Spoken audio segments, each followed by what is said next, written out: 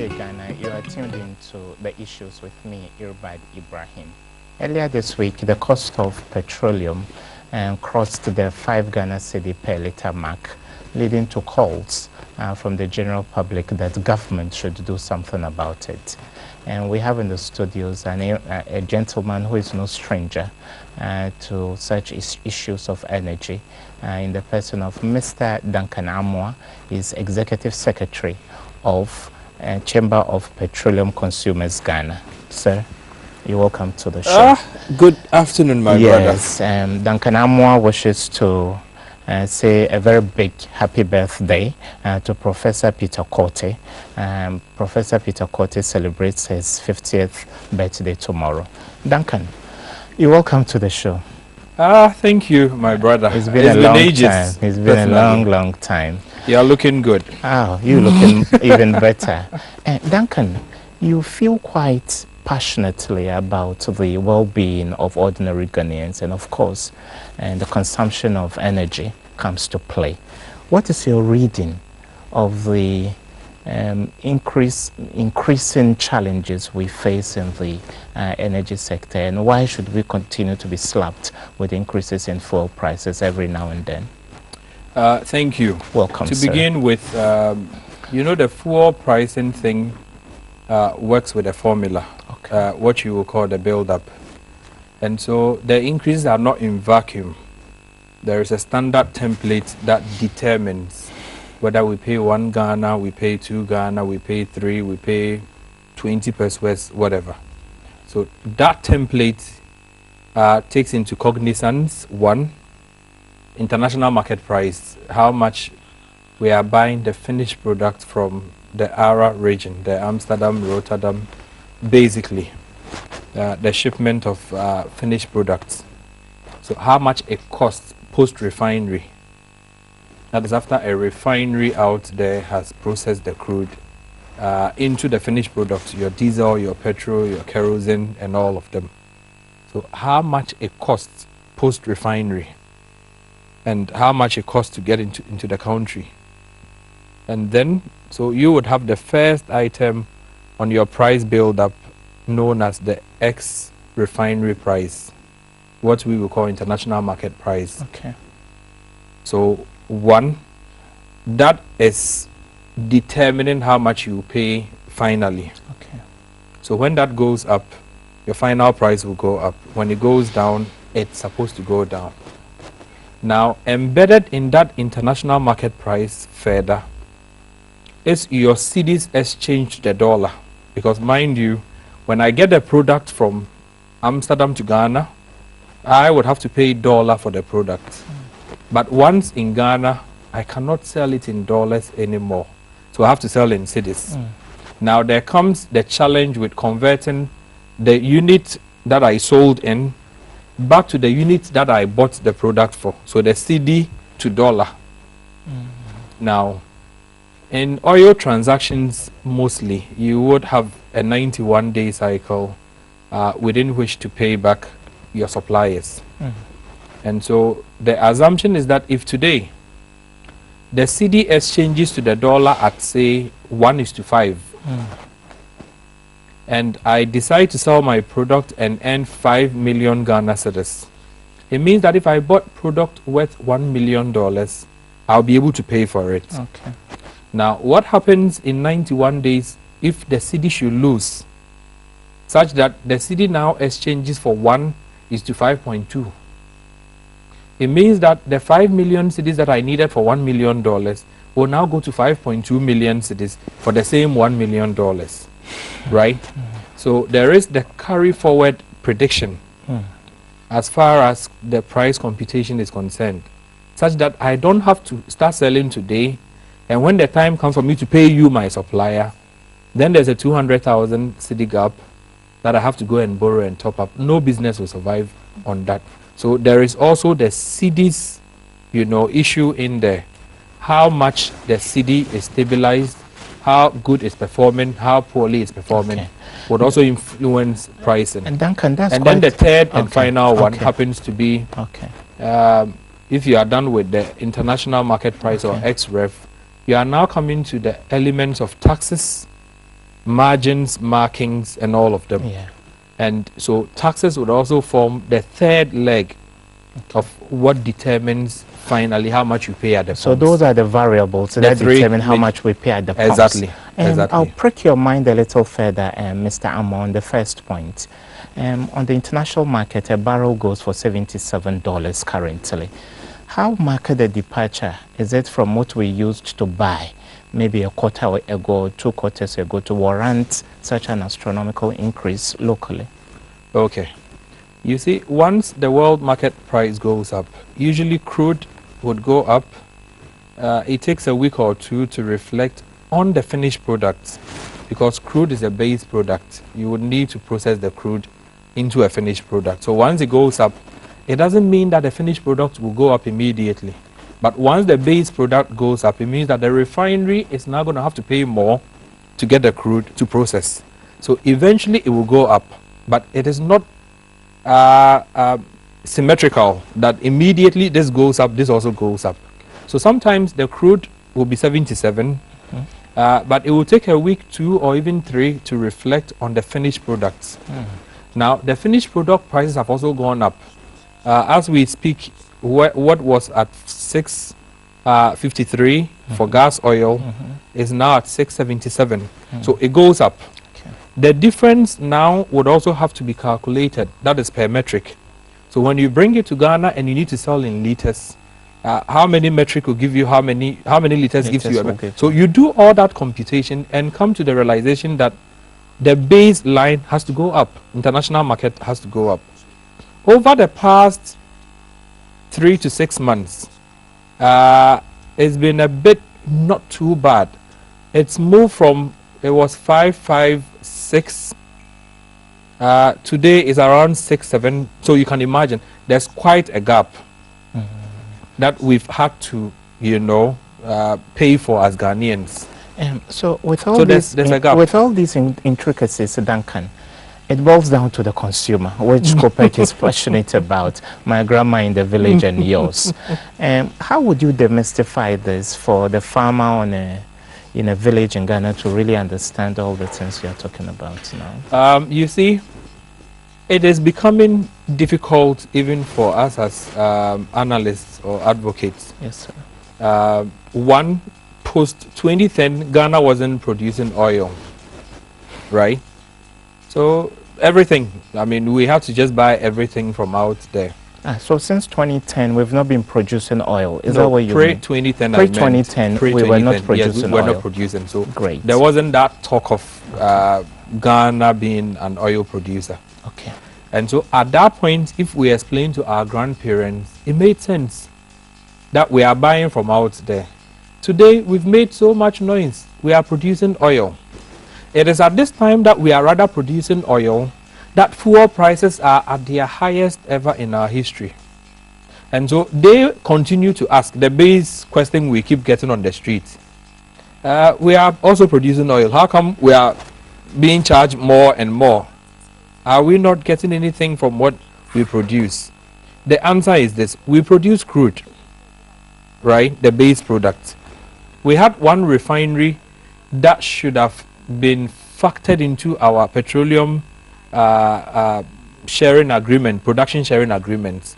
Unfortunately, we went to sign off with the multinationals that they produce, they sell, they give us our money. And so the refinery is not working. So we are not exactly processing what we produce locally. Okay. What we produce is taken out there. We rather go to buy the finished product out there and bring it back. And the finished product will come at a certain premium. You pay the post-refinery price for that. And so it's difficult to balance why we are producing oil today and yet our prices are very high. But those are the basis for Kopek asking that let's have a national dialogue immediately. Because there are certain things that need to balance and square off. Unfortunately, they are not balancing, they are not squaring off as we speak.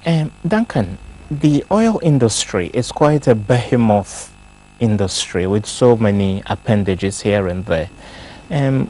Give us an understanding of how the actors come to play. We have TOR that is meant to refine. bust stores, and the OMCs and all that do the distribution. Take us through what goes on. As an oil producing country, you have a refinery, but then still you would have to rely on the international market to ship in finished products, so to speak. Okay, so this is the structure or the chain. Upstream, midstream, downstream. Upstream will deal with exploration, production, and export. So where they discover, work on the crude, pick it from the ground into a storage vessel, will have to go pick it, to a refinery. Refinery will have to process. In Ghana, you don't sell directly to the oil marketing companies. There is the BDC that will buy in bulk, right? So BDCs would now buy, sell to the oil marketing companies, and you and I will go and buy from the oil marketing companies forecourt. Okay. So there's a chain. Okay. Now, along this chain, there are certain, numbers that you look at. The BDC is not interested in your taxes.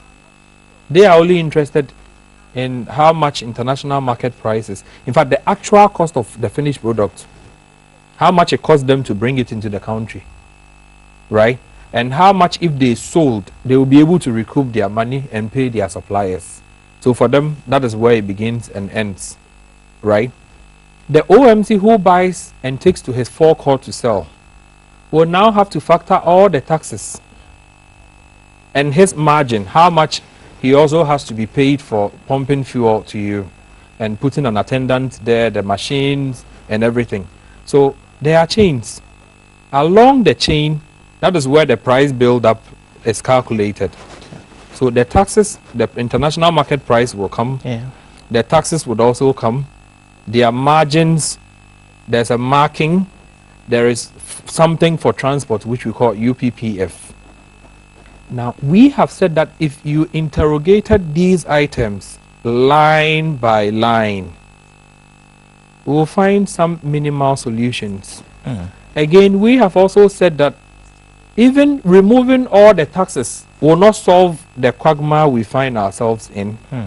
But let us go a step further to get a system in place where, as an oil producing nation, oil markets, being bullish out there should not affect us negatively, because we are also producing and exporting. And so it's even better for us as a country if oil market prices were internationally $100 or $120, because we also produce and sell. But you see, where there has to be a healthy balance, where the politician, the government, would have to acknowledge that once world market prices are going up, prices of the finished product is going up, there is a direct net through effect on my local markets. So once I am making more from my exports, if you take a look at the 2018 budget, the government had projected $57.5 for our exports, how much the government intends to realize from the oil that we are also selling out there. $57.5 million. No, per barrel. Dollars per barrel. Okay. So if it goes to 77, Okay. simple calculation will tell you that the government is making a windfall of $20 on each barrel that we are exporting. Okay. As we speak today, we produce more than we consume locally. We are doing in excess of 200,000 barrels. So the normal appreciation would be that the government of the day, the government of 5 years, the government of 10 years, the government of 100 years would take cognizance of the fact that the locals would suffer if I don't put in some of the $20 that I am recouping as windfall to cushion them. If you recall, in 2015, when world markets had gone down to about 30, the government of the day had made a projection of $53. And they came back to us and said, oh, we are losing money because oil prices are down. So let us enforce your price build with some taxes so that we can be able to make up for the difference, the negative 20 that they were losing per our exports. Today that the reverse is the case, we are not seeing any action on the part of the political heads. So do you anticipate caution some of the levies or taxes that were introduced as a result of the plummeting in the price. Yes. Do you expect that now? In fact, those taxes should have gone by now. Because just like you have windfall revenue, when you also put in a stop gap and conditions no longer favor those stop gaps, it is only reasonable that you remove them. Okay. I wanted $53, right? I was realizing $30. I come back to Elbad and the rest of Ghanaians to say, look, I'm losing so much, so try and give me some 2 pesos taxes so that I could be able to make up for the difference in my revenue. Okay. Now the reverse happens. I want $57 for my oil. I'm realizing 77. I'm making more. Should I not worry about how much impact it is having on Elbad's pocket locally, so that the $20 extra I'm realizing as windfall, if I could push in $4, if I could push in 3, if I could push in 6, it will stabilize the local market so that the shocks are not felt directly by your pockets, my pockets, the trotro driver. It could be evenly distributed. Okay. Unfortunately, we are not doing anything about international markets getting bullish. We are not thinking of the impact of petroleum price increases on our people. The government, when you talk to some of the senior officials, will tell you they need the revenue. COPEC will continue to argue that the people also need the revenue in order to be able to even go about their normal lives. So let's balance the two. The increased petroleum levies we saw, Duncan, in 2015 that we are calling for to be removed now. Of course, someone like me who goes to the pumps to fill my car, for example, whatever explanations there are will depend upon what the OMC decides to charge me. Who pays for that petroleum levy? Is it that the OMCs need relief in order to reduce the burden on us? Or how do you want the government to approach this issue? These levies and taxes, right, are borne directly by you and I, right? So when you look at the price build, the format, the formula, you would realize that there's energy debt recovery levy, 41 pesos, road fund, 40 pesos, PDM is there, price stabilization and recovery levy. Those monies are not being paid for by government. You and I are paying for it, right? There's one that a majority of Ghanaians have requested for it to be scrapped completely. The one that we call the special petroleum tax. It used to be 15%. NPP came, it was 17.5. They brought it to 15. And then there was further agitation. They brought it to 13. We went to make further noise. Now they fixed it at 41, 42 pesos per liter. If you took that alone out, fuel prices could come down by almost 2 cedis today. A single tax element. And so for those who argue that go down on the taxes, they do have a point. But we at COPEC go a step further to argue that it is not only the taxes that will give relief to Ghanaians. There has to be a healthy balance between the international market and the local market. If the government does not take cognizance of what the international market means, today at 77 you are paying above 23 Ghana cedis for a gallon in Ghana. If it goes to 100, can you afford fuel? That would pose a serious challenge. It would be a challenge. serious challenge. So the time has come that governments will now, strike that balance to say that when world markets progress, we would find some regression line for our people because we'll be making some minimum windfalls. So it means, on Duncan, this will call for, certainly when you have a child that has diarrhea, when you get to the hospital, you don't talk about chronic illnesses. How do you stop the diarrhea? So what short-term measure would you propose as we look at a medium to long-term national dialogue to resolve this across governments, so to speak?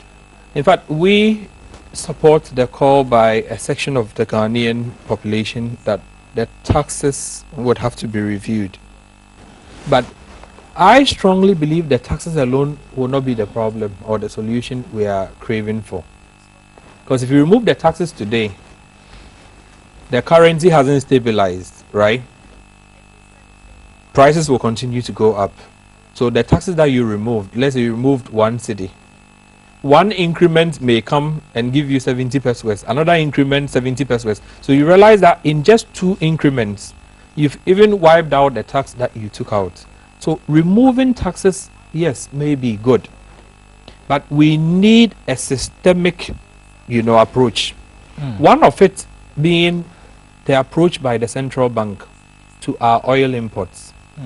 We have said at COPEC that do not treat your oil imports the same way you treat wax prints, sandals, toothpick, and all of them. Oil is a driver of your economy.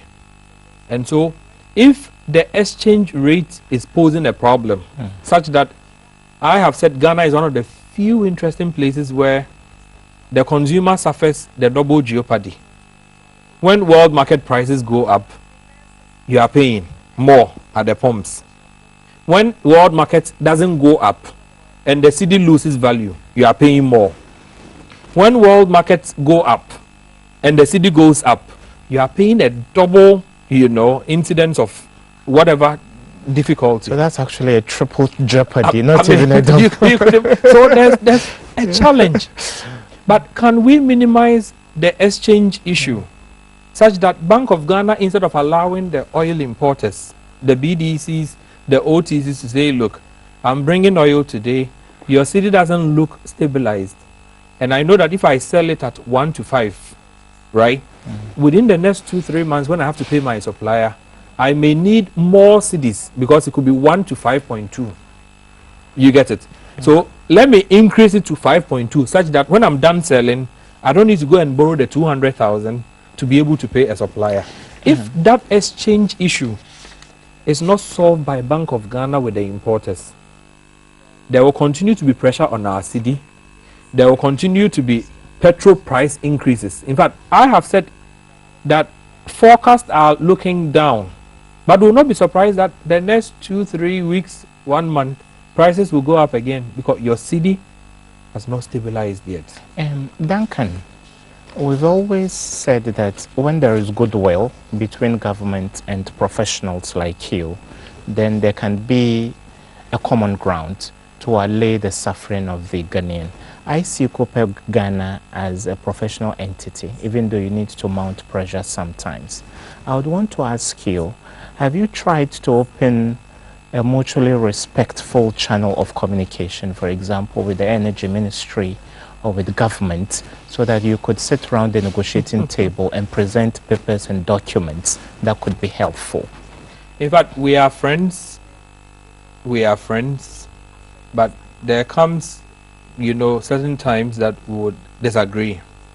So COPEC thinks that, okay, the government side, if you could do this, the consumer will be better off. The government side will tell you, if we do this, the government will be worse off. You see where the balance comes between government revenue and the citizens' revenue. Should the government go for its revenue and impoverish the citizens? Should the government give all the revenue to the citizens and also suffer, lack of revenue for development? So there is that thin thread, where we sometimes agree. I'm not sure any politician in Ghana, be it the ruling party or the opposition party, would disagree that fuel prices are too high. They all agree. Now, the approach to bringing it down so that cost of living does not escalate beyond the ordinary man is where they differ. Whereas the ruling party would suggest that buying hiatika in tree, as they say. The opposition would say, the people also need the money, right? At what point does government limit its expected revenue, right? Or optimization of its revenue, as opposed to putting monies back into the people's pockets? That is where we are today, but we believe that the government will need to strike a healthy balance between its revenue and revenue for the citizens. So left to you alone, with all the unique understanding COPEC Ghana has about the dynamics in the oil industry, what is the best bargain for government now, so that government doesn't come across as insensitive to the plight of the ordinary Ghanaian? One, we have called for a dialogue. I'm sure you would support it favorably. That not only COPEC, sit with ASEP, sit with IES, sit with Imani, sit with the drivers, GPRTU, sit with ISE, sit with professional bodies, sit with Energy Ministry, Finance, Central Bank, Ghana Revenue. Let's just sit a day or two, right? Juggle the issues around. We'll find a solution.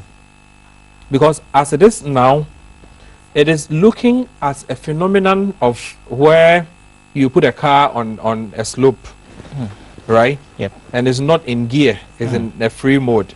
It will continue to go. And so we do not see an end in sight in these increases unless something is done. And that something can only be done by the government. Because the trotro driver doesn't have any control or say. Opposition party can only talk and make noise. It is government's decision or action or inaction that would either drive prices further upwards, stabilize prices for all of us, or bring us to a point where we'll begin to see some easing down on the already high prices. We go for a quick commercial break. We are still in the studios discussing the impact of fuel increments on business with Executive Secretary of Chamber of Petroleum Consumers Ghana, Mr. Duncan Amoah. Stick and stay with us. We'll be right back. We are still discussing the impact of petroleum increments on business, and we still have Mr. Duncan Amoah. Duncan, you were making a proposition for a national dialogue, and you mentioned a group of agencies, but when you classify them, you realize that COPEC, IES, and others fall under civil society, and GRA, Ministry of Energy, fall under government. We tried Senchi on a wobbly economy at that time. What gives you confidence that this can happen on an issue like petroleum? You see, Senchi was a very broad, discussion. But even that, some analysts will tell you that it had its positives. We are looking for a single leg discussion. Petrol prices, not even about quality or quantity, pricing. Are we doing something right? Is what we are doing sustainable? Can we continue on this path? Must there be a change? Is the deregulation program or the price liberalization helping all of us? Does it need some fine-tuning or some adjusting? Do we need to go up even on taxes? Do we need to come down a bit on them? Do we need, a myriad of questions that will probably need answers. Put the economists in there, put the petroleum taxation experts in there, put the trotro or the taxi driver. You may be surprised ideas that people will bring to the table. And we believe that if only the ministry would listen, if the government would treat us urgent, we may be able to avert a situation where we have this sort of discussion again in 2 weeks when prices have gone up again, drivers are complaining, Ghanaians are complaining generally.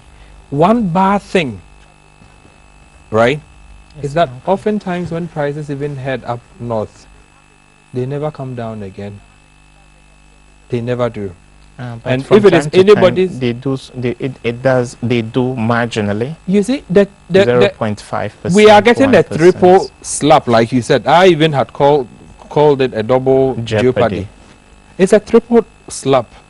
Now it is the expectation of some section of persons, both within government and within the public space, that when world market prices come down, fuel prices will come down in Ghana. What they forget is that when world market prices come down and the cedi hasn't stabilized, it will square off, or if the cedi's devaluation is greater, prices will still go up. When the cedi stabilizes and world markets go up, pump prices will go up. So at all times, the factors militating against our fuel pricing in Ghana are heading upwards. And we think that we need to do something about that system immediately. Other than that, we'll hit 6 Ghana cedis, we'll still be making excuses. When I hear people say the government has no hand, world market prices, we don't control them. What they forget to tell Ghanaians is that we also produce. So world market prices has a positive correlative effect on the Ghanaian economy. If initially I was making $30 a barrel on my 40,000 I get daily, and today it's 70, that's times 2 plus 10. It's so much. So we believe strongly that that correlative effect must lead to a certain balance, right? Where government makes a certain win for $20, it throws in $6 to the consumer to say, look, importers, I'll be able to give you about $20 million for this period. So make sure that the differences you are recording on the international market, you don't come back to the pumps to add them, right? That way, it can even get to 100. You and I will still be able to pay something stable and relative. Anything else, bad. I can safely, off the top of my head, say that by close of year, we'll be paying way too much. Initially, we used to be at 3, 3.3, 3.4. It goes to 3.2, 3.6, 3.8. Then it crosses 4, 4.2, 4.5, 4.3, 4.8, 4.94. We've crossed 5. I mean, is this sustainable? It will get to a point where transport fares may even wipe people's incomes eventually. GPRTU can keep faith with Ghanaians, right? But there are several other private transport operators who may not even go to GPRTU as to whether to increase fares. Uber, they would not go and consult anybody. If the cost of fuel in the system is so high, their charges will go up. And those who depend on them would naturally have to cough up more. Then the cycle begins. So this goes to the heart of the urgency for us to sit now. Yes. Duncan, what has been the response of government, so to speak, and at your level as professional entities, would you rather form a coalition and to, based upon goodwill, and cajole government to want to sit around the negotiating table and ramp up ideas that would solve the problem?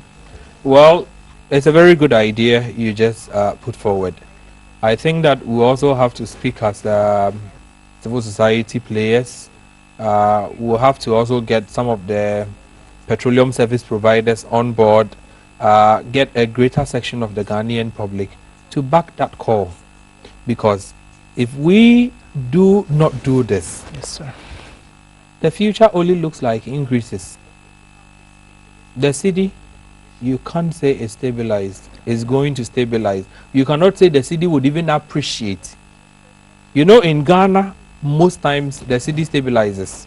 But for it to appreciate to the foreign trading currencies, it doesn't really happen. And so when the city even stabilizes, what it means is that prices will not come down. It will stay where it is. If another day through the festive season, when more imports are coming in, and the dollar is being sought after and the city loses grounds again, it means that fuel prices will have to go with it. I do not think that is sustainable. I don't think any politician would argue that at 5 cities 12 pesos today, that is the realistic price Ghanaians should be paying.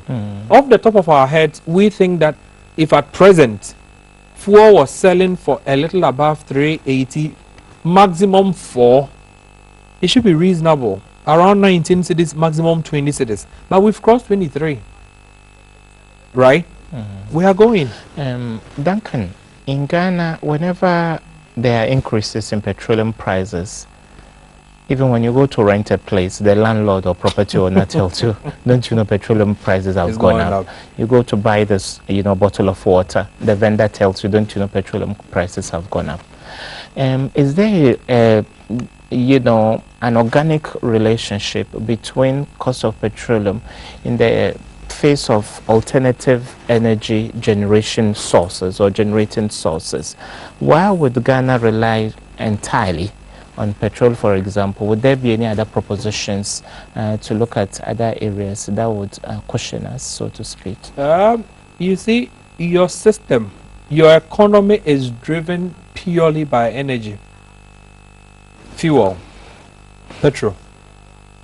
For my brother to move from the house to work, you need the fuel. Can buy the finest of cars. Without fuel, it won't move. So the fuel moves each and every every other item within the country. For this water to move from the company all the way here is fuel. Okay. So when fuel goes up, that's why we say it affects every facet of our human, interaction. To move from the house to work and back is fuel. To even go to the restaurant, right? For them to bring the farm produce to the restaurant, to turn it into a finished, food, a bowl of food, it's fuel. And so when fuel goes up and they have to pay more, because they rely on it to do virtually everything, it affects everything. The price of kinke would eventually get affected when the kinke seller decides that when I was going to town last week, to and fro, it was 10 cedis. Now it is to and fro at 12 cedis. I'm losing 2 cedis every day. Should I continue to keep my size, or let me squeeze this size a bit and put it into so that I can get some small 2 cedis somewhere to augment my revenue? Once you don't, so you see, one of the things we have asked, and in fact, I am hoping that the Institute of Statistical, Social and Economic Research takes this up, is to measure the real impact of petroleum price increases in Ghana. Does it lead to economic expansion or expansion in the economy? Does the economy contrast? Does it create jobs when we increase fuel prices? Are jobs lost? Okay, Duncan, sorry, I'm cutting in. Viewers can now interact with our guest. You can call us on 0302 786 571. I repeat the number, 0302 786 571. Okay, Duncan, you may proceed. So until we get to do a proper impact assessment of fuel prices increases, we may be blaming lack of jobs, for whatever. But if fuel prices are so high, I think that any entrepreneur that runs a company, that runs a fleet of vehicles, that probably used to have, let's say, the entire week, he spends 10,000 cedis on fuel for the fleet of vehicles. Now, when prices go up by 10 pesos, and he ends up spending 11,000 cedis, he is deprived of 1,000 cedis revenue that he could have reinvested in the company to create the needed expansion. So, fuel price increases may be consuming jobs, may be getting people poorer, may be depriving people of the basic necessities that they need. And healthcare. Duncan, I'll be cutting in intermittently. We have a caller. Hello, welcome to the show. Thank you. Good afternoon. Good afternoon. Oh, good afternoon, my lady. Thanks for being with us. What are your thoughts? It looks like the government is not too comfortable reducing the price of fuel because of, people smuggling the fuel outside the country. Okay. This is one. When the fuel price of Ghana is low, and people try to, and we have other countries surrounding us, and their fuel prices are high. People tend to smuggle fuel outside the country. That is, I think that is why the government is a bit hesitant to, lower product. Okay. Thank you, ma'am, for your question. Duncan, I think the issue of smuggling could take us another program, another session. But then how much of a problem is it? Because we hear huge tanker trucks cross our frontiers into Burkina Faso, La Côte d'Ivoire, Let's lump that up with this caller. Hello? Hello?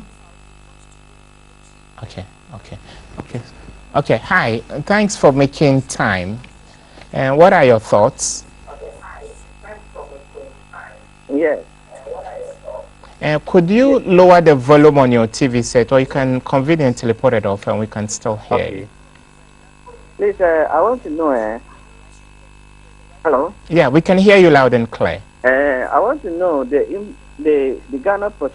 Ghana oil. Hello? Yeah, we can hear you. Go ahead, bro. I want to know the Ghana oil. Are we not producing Ghana oil in Ghana? Okay, I think in Ghana. yeah. Okay, okay.